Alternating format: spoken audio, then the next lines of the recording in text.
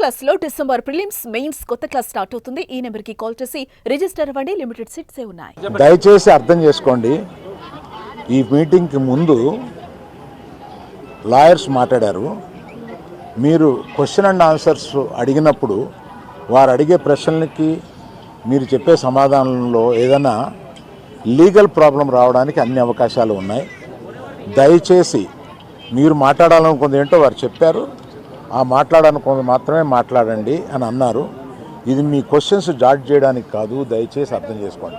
It is an insistence from the lawyers not to answer the questions, not to take the questions, ఏమండి అవే part of the system కదా.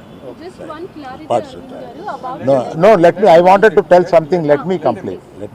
All ఇండియాలో ఈ collections break చేసిన సినిమాలో తన కష్టం, ఆ సినిమాకి అంత కలెక్షన్స్ రావడం, ఇవన్నీ చేసిన ఒక సినిమాకి అతను వెళ్ళి మొదటి షోలో తను కూర్చొని జనం దీన్ని ఎంత అప్రిషియేట్ చేస్తున్నారు, తనని ఎలా రిసీవ్ చేసుకున్నారు అని చూసుకునే అదృష్టం లేకపోయింది.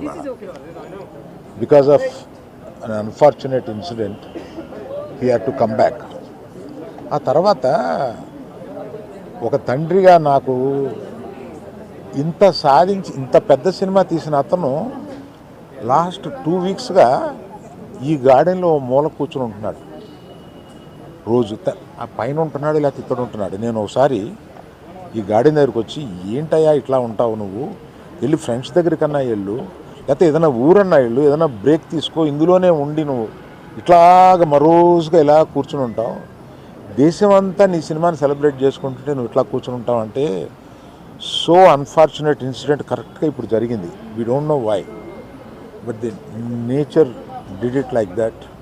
లెట్ మీ టేక్ ఇట్, తర్వాత ఎప్పుడైనా వెళ్తాలే అని ఢిల్లీలో సెలబ్రేట్ చేస్తామని, బీహార్లో సెలబ్రేట్ చేస్తామని, బాంబేకి ఒక ప్లస్ మీట్కి రమ్మని, ఇట్లాగే రకరకాల సెలబ్రేటివ్ ఇవన్నీ వస్తున్నా కూడా it is not the time.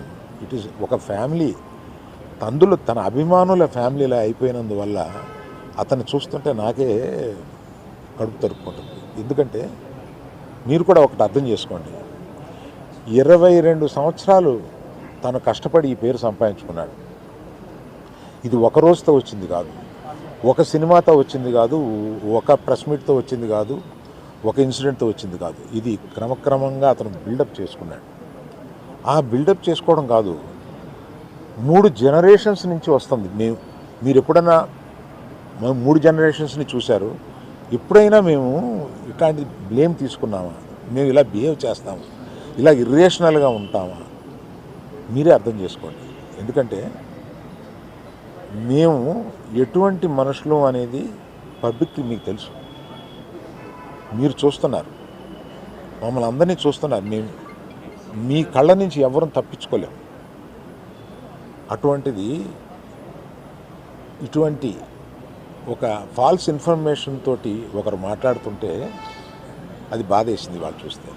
కనుక ఈ క్లారిఫికేషన్ ఇవ్వాలని అతను అన్నప్పుడు తప్పనిసరిగా ఈ క్లారిఫికేషన్లో లీగల్ అబ్జెక్షన్స్ ఏమైనా ఉన్నాయా అని కనుక్కొని లేవు అని తెలిసిన తర్వాత ఈ క్లారిఫికేషన్ ఇచ్చారు.